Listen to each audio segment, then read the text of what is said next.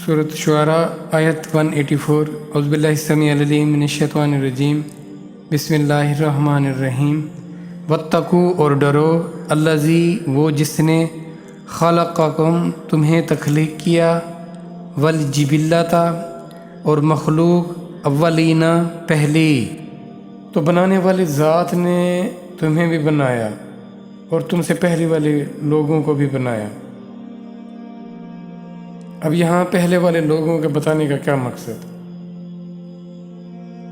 बताने का मकसद ये है कि इंसान इस खुशगुमानी में रहता है कि बस मैं हूँ, इस दुनिया पे रह रहा हूँ, मैं ही जी रहा हूँ, मेरे दम कदम से ये जहान आबाद है।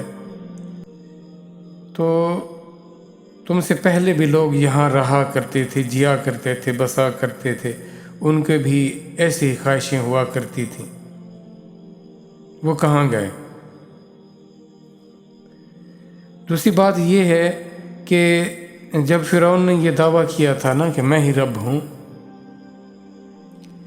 तो या जिसने भी दावा किया तो उसके लिए ये सवाल बड़ा उसको समझाने के लिए काफ़ी था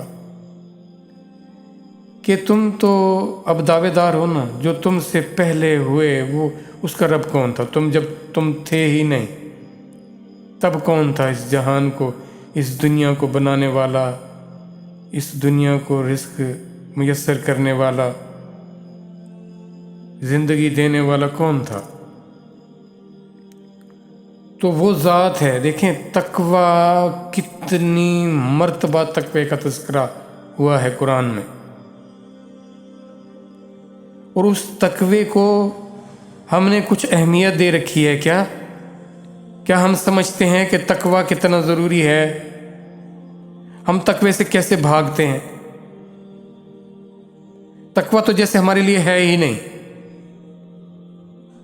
जब तकवे की बारी आती है तो हम कैसे कहना शुरू कर देते हैं, हम जो बहुत गुनाहगार हैं लोग हैं, हम इस काबिल कहाँ जी। जब नेमतों के हसूल या वैसे बात होती है तो हम कहते हैं जी हम तो सबसे पिछले दर्जे पे हैं, हमें ये भी मिले, ये भी मिले। तो तकवे के बारे में हमारा अकीदा या हमारा नज़रिया, हमारी सोच बेहतर क्यों नहीं है? तकवे का तज़किरा हो रहा है, तकवा, और हम ढूंढते हैं क्या? कम से कम चीज़ मुझे बताओ, बस फतवा बता दो कि इसमें गुंजाइश क्या है मेरे लिए।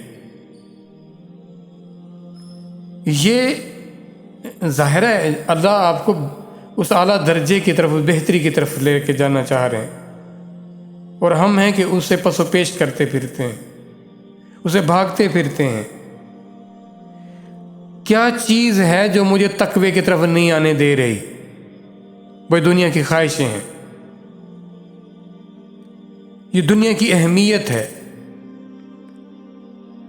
ये दुनिया की अहमियत, ये दुनिया की ख्वाहिशें रखने वाले लोग पहले भी थे, वो कहाँ गए? गुजर गए ना।